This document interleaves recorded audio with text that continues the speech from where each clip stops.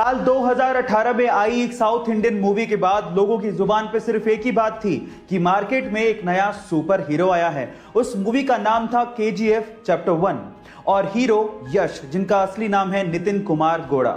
Guys, यश KGF chapter 1 के बाद रातों रात सुपरस्टार बन गए, लेकिन उनकी लाइफ का एक ऐसा पहलू है जिसे जानने के बाद आप लोगों को बहुत प्राउड फील होगा। जी हां गाइस, यश के पिताजी रोडवेज बसों में बस ड्राइवर हैं और यश का इतना नाम होने के बावजूद भी आज भी उनके पिताजी बस चलाते हैं। उनका यह कहना है कि इसी काम की वजह से यश इतने बड़े सुपरस्टार बने हैं। गाइस, उनके पिताजी का जमीन से जुड़ा होना कहीं ना कहीं यश की स्टारडम का कारण भी है।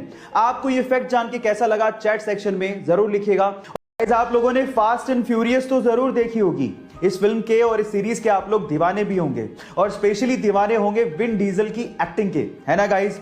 पर गाइस, क्या आपको पता है कि विन डीजल के एक्टिंग करियर की शुरुआत कैसे हुई थी? इसकी भी बहुत एक इंटरेस्टिंग स्टोरी है। चलिए मैं आपको बताता हूं। एक्चुअली जब वो 7 साल के थे तो वो किसी थिएटर में अपने दोस्त के साथ तोड़फोड़ करने के लिए पहुंचे थे, लेकिन बजाय पुलिस को कॉल करने के आर्टिस्ट डायरेक्टर ने उन्हें स्क्रिप्ट थमा दी और उन्हें अपकमिंग शो के लिए रोल का ऑफर कर दिया और इस तरह से उनके एक्टिंग करियर की शुरुआत हुई। है ना इंटरेस्टिंग फैक्ट। गाइस, आज मैं आपको फिर से एक सच्ची घटना बताता हूं। एक बार एक बॉस ने अपने ड्राइवर को देखकर पूछा कि क्या बात है, आज बहुत खुश लग रहे हो, कुछ खास दिन है क्या? तो उस ड्राइवर ने कहा कि सर, आज का दिन मेरे लिए बहुत स्पेशल है क्योंकि आज मैंने रतन टाटा जी को कार ड्राइव करते देखा। तो बॉस ने कहा कि इसमें क्या खास बात है?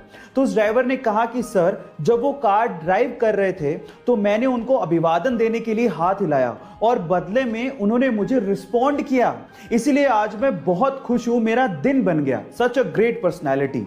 गाइस, इससे यह समझ में आता है कि मनी आपको फेम दिला सकती है, लेकिन हम्बलनेस आपको रियल रिस्पेक्ट दिलाती है। सो गाइस, हम्बल रहिए हमेशा। चाइना एक गजब का देश है और वहां की कंपनियों के रूल्स तो माशाअल्लाह हैं। वहां की कंपनी ने अपने कर्मचारियों के लिए एक टॉयलेट पॉलिसी निकाली है। इस पॉलिसी के तहत अगर किसी कर्मचारी को एक से ज्यादा बार टॉयलेट जाना है तो उसको अपने बॉस की परमिशन लेनी होगी और बॉस की परमिशन के साथ साथ उस पे 20 युआन यानी कि 220 रुपए का एक जुर्माना भी लगेगा, जो कि उसके बोनस से काटा जाएगा।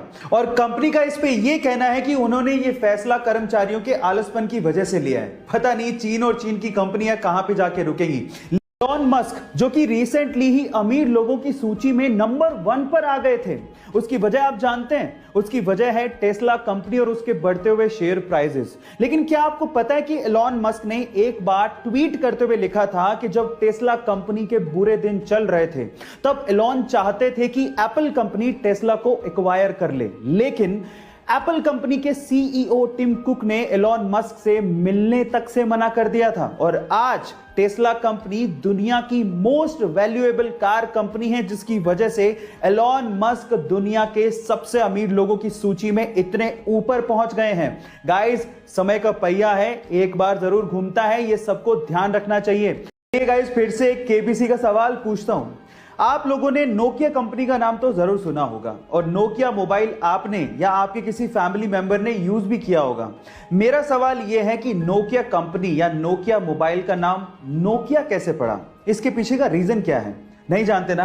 तो चलिए मैं आपको बताता हूं। इसके पीछे का रीजन यह है कि नोकिया फिनलैंड का एक शहर है और यह वही शहर है जहां पर नोकिया के मोबाइल बनाए जाते हैं। इनफैक्ट नोकिया शहर की वजह से नोकिया कंपनी या नोकिया मोबाइल का नाम नोकिया पड़ा। है ना अमेजिंग फैक्ट। गाइस, ऐसे अमेजिंग फैक्ट्स के लिए यूट्यूब पे हमारे चैनल को सब्सक्राइब कर लीजिए।